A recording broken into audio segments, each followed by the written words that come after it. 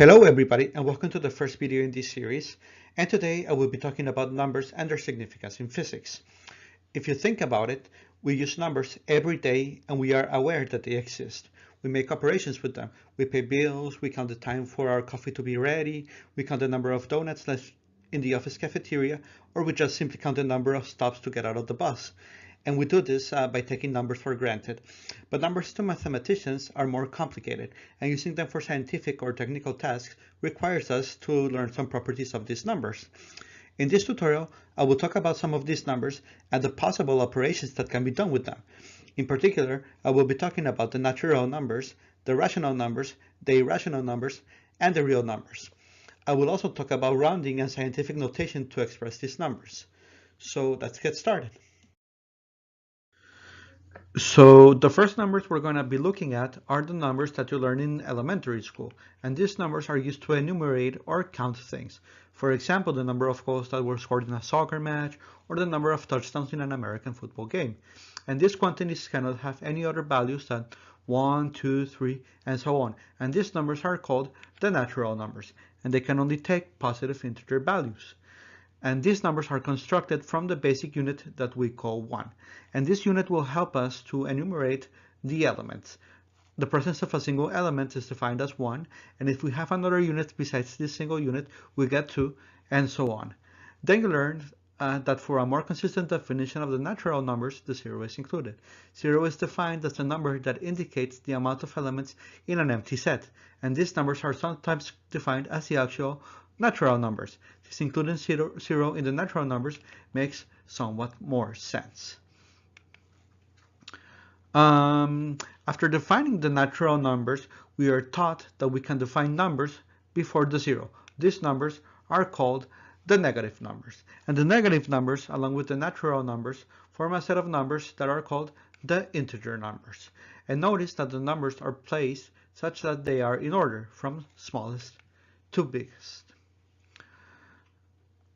So now that we have defined the integer numbers, we want to make operations on these numbers since the numbers by themselves are almost useless.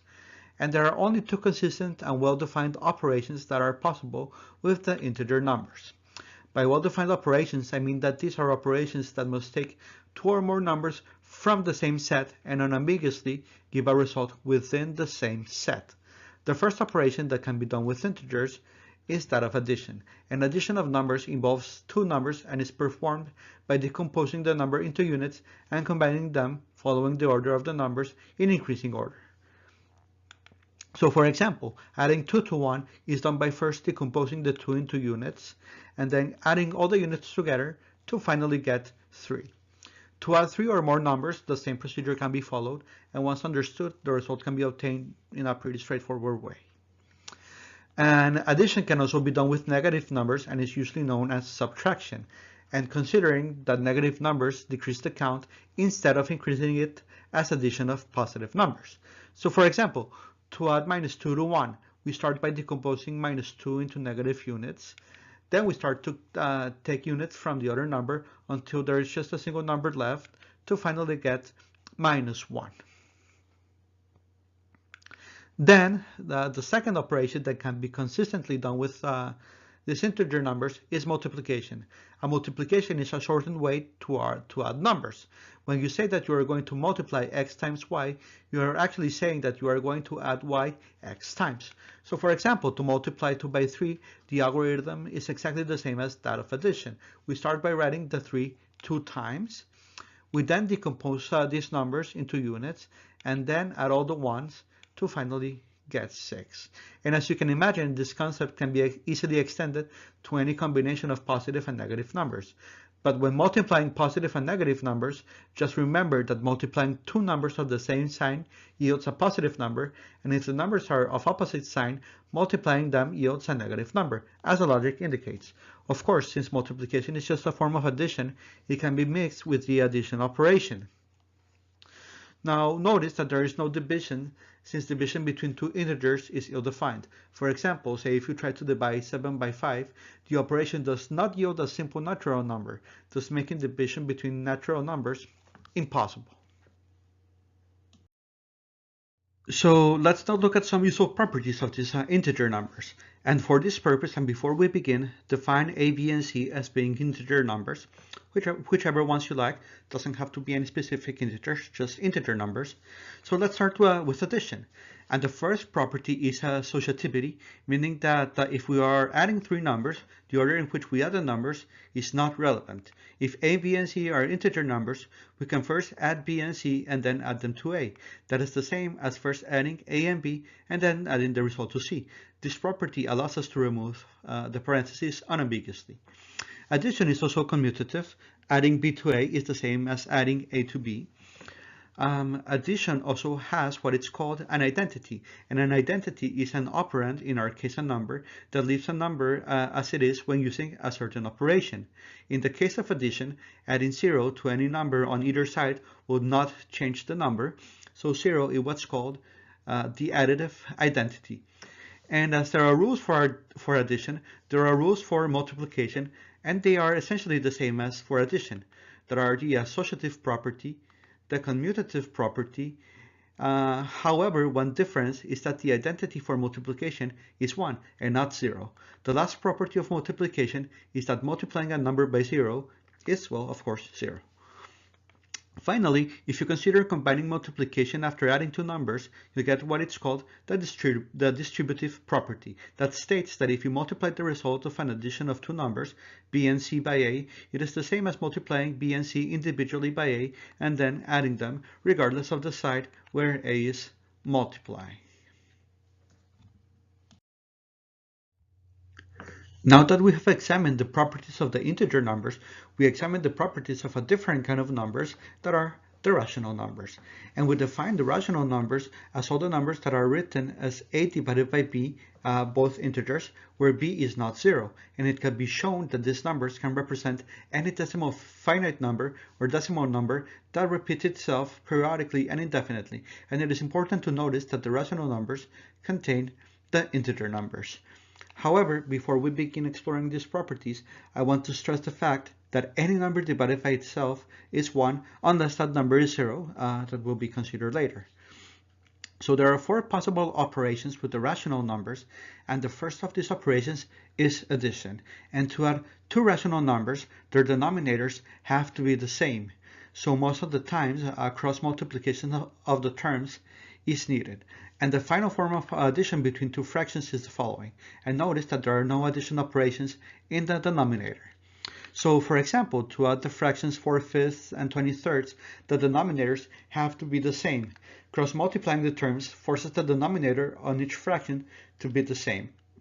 Then addition is performed in the regular way, and the resulting fraction can be simplified by canceling the common prime factors from the numerator and denominator, which sometimes there aren't. Now, subtraction works the same as addition.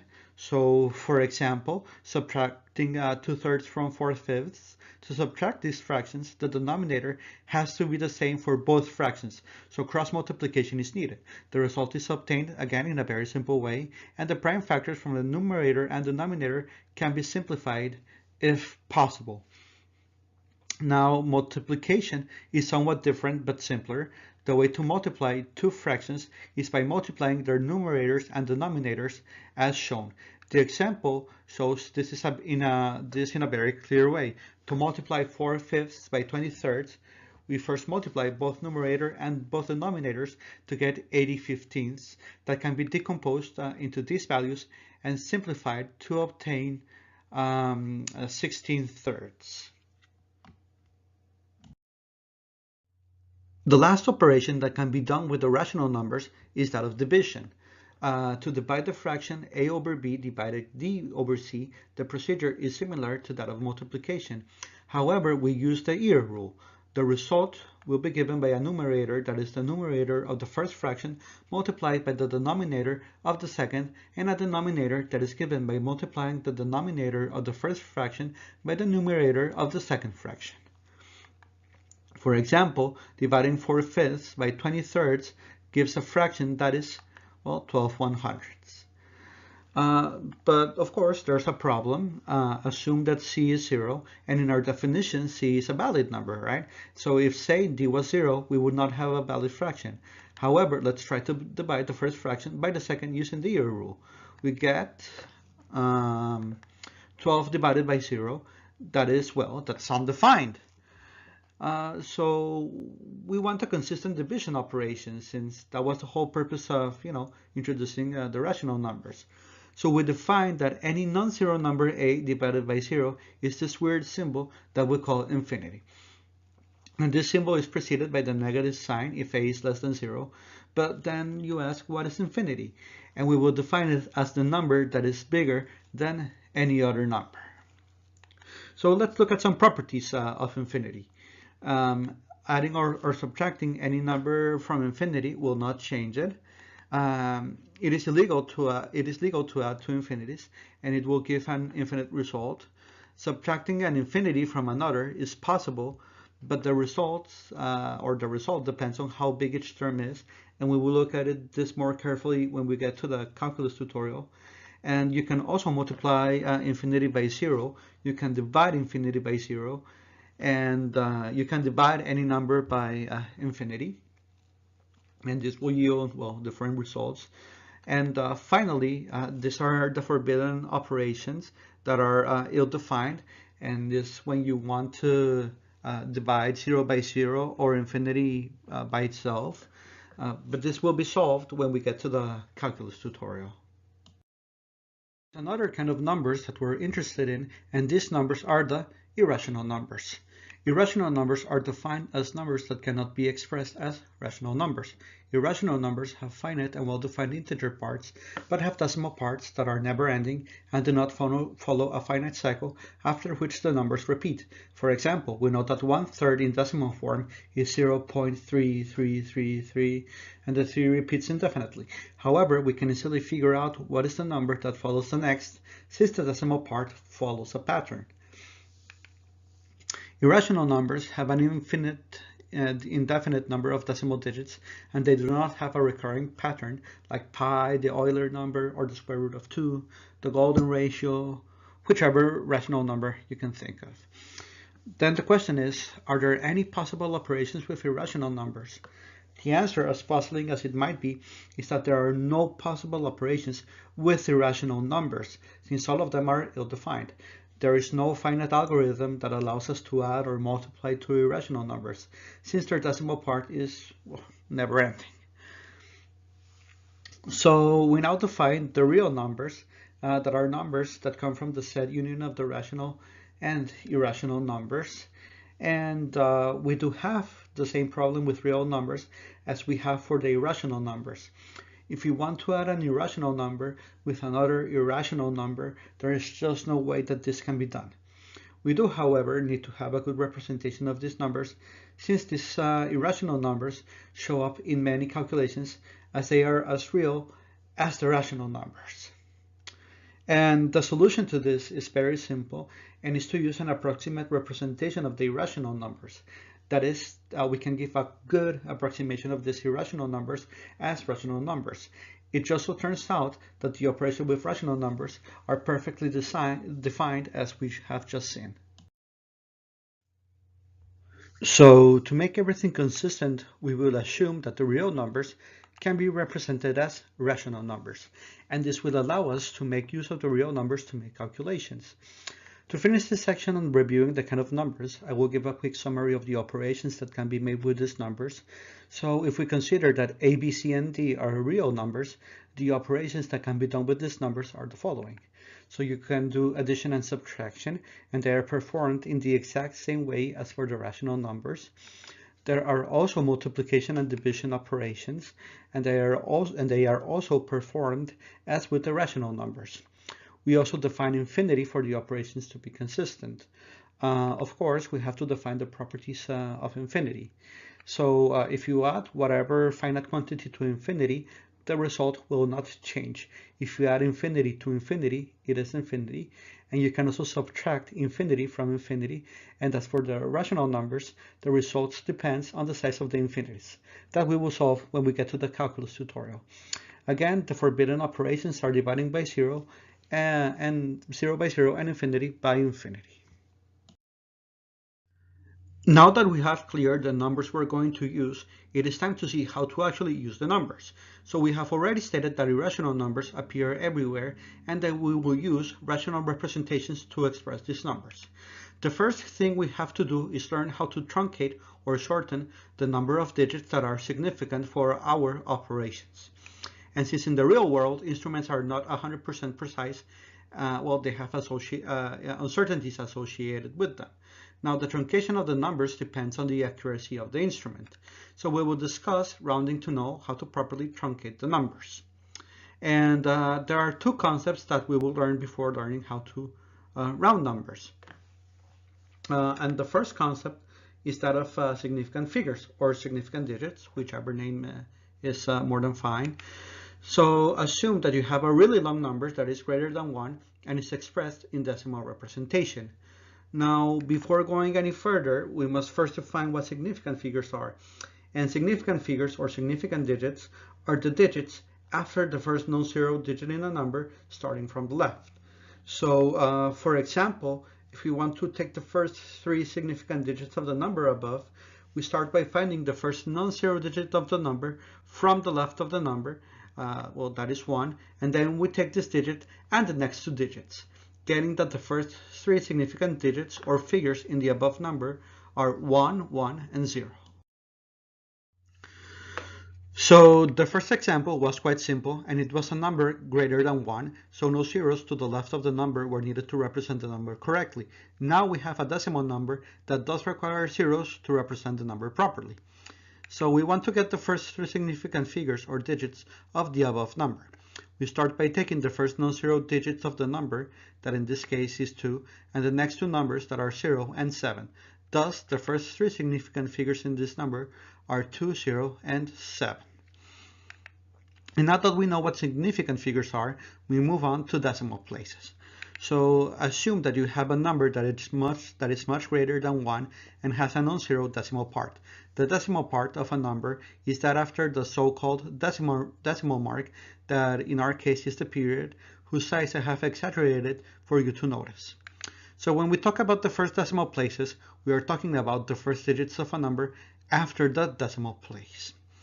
So for example, if we want to take the first 3 decimal places of the above number, we go to the first number after the decimal place, that is 1, and take the next 2 that are 2 and 9. Thus, the first 3 decimal places of the above number are 1, 2, and 9.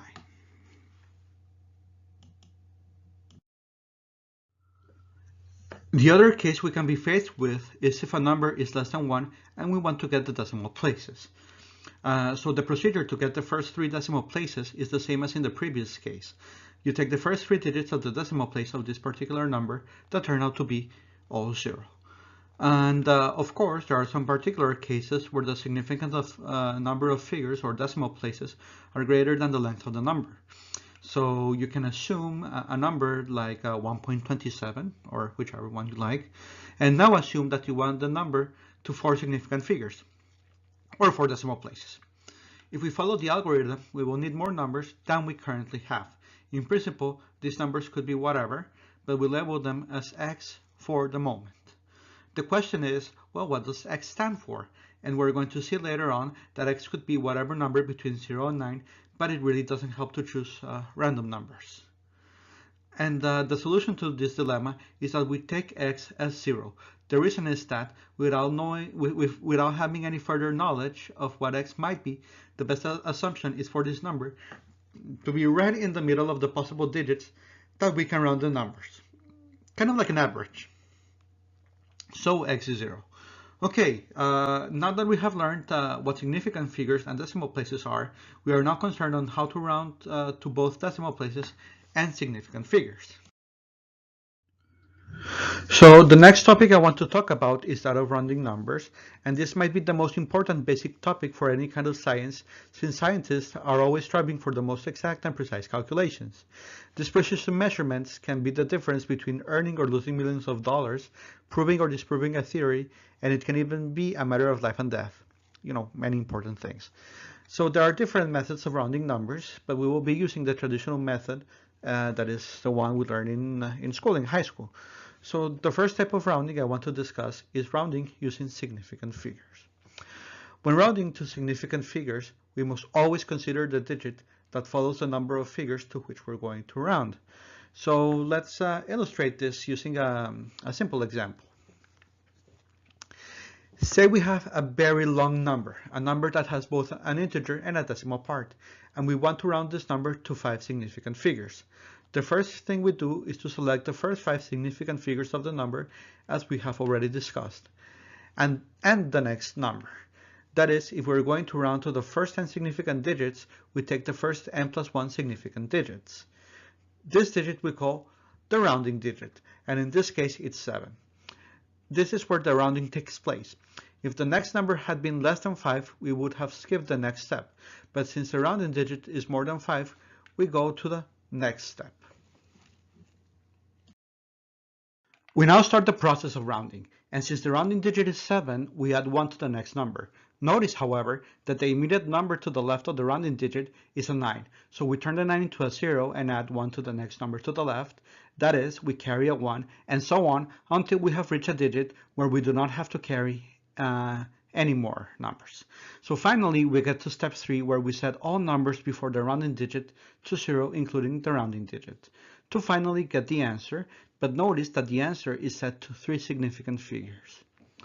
We now want to round a number to decimal places or decimal figures, whichever name is fine. Just remember that as in rounding to significant figures, we have to take the number of digits to which we want to round to and take the next one. So for example, we want to round this number to 5 decimal places. So to round the number, we take the first 5 digits after the decimal marker. In this case, the digits we take are the first 3 zeros, the 2 and 3, and the rounding digit 3. The procedure is the same as in the case of the significant figures case. The only difference is that this time the rounding digit is less than 5, so we do not have to add 1 to the following digit, but instead just cut the number up to the rounding digit. So the rounded number should only have the first 5 decimal places. Now, as we have seen, rounding numbers to either significant figures or decimal places is very simple. Of course, there is somewhat more to be said about rounding, but this information will be enough for the moment. But do not worry, I will give more practical examples in the physics tutorials. Finally, I'm going to talk about scientific notation. So when scientists take measurements, sometimes they encounter small numbers or very big numbers with respect to the scale they are using. For this reason, convenient notation has to be introduced to express these numbers. The notation we want to use is to represent numbers using powers of 10. Just as a quick reminder, remember that when numbers are multiplied by 10, the decimal place moves towards the right, and if you divide by 10, the decimal place moves towards the left, adding zeros to either side as needed. For example, 34 times 10 is 340, and 0.25 divided by 10 is 0.025. So, for example, say we have this very long number and we want to represent it using scientific notation. The first thing we do is to identify the leftmost digit that is different from 0 and the decimal period. Remember that if the decimal is missing, it means that the period is to the right of the last digit of the number. So in this case, the leftmost digit is 1 and the period is located at the very end of the number. In this case, I have exaggerated the size of the decimal place so that it's visible. We now move the decimal place to the left or to the right, such that the decimal place is besides the right of the first rightmost non-zero number. Make sure to keep track of the overall number of places that the decimal point has moved, as shown. In this case, we have moved the decimal point 8 digits to the left. To get the answer, we must now multiply the decimal number by 10 to the power of the number of places we have moved the number. That in this case is 8. Notice that the answer is given to 3 significant figures as we assumed it was given. So always keep the number of significant figures to which the number is given, omitting the unnecessary zeros and figures. Also, remember that the exponent of the 10 is determined by the side to which the decimal point was moved. In the case of the decimal point has to be moved to the right, the exponent on the number 10 has to be negative. For example, to write 0.25 in scientific notation, you have to shift the decimal point one place to the right so that the scientific notation for this number reads 2.5 times 10 to the minus 1.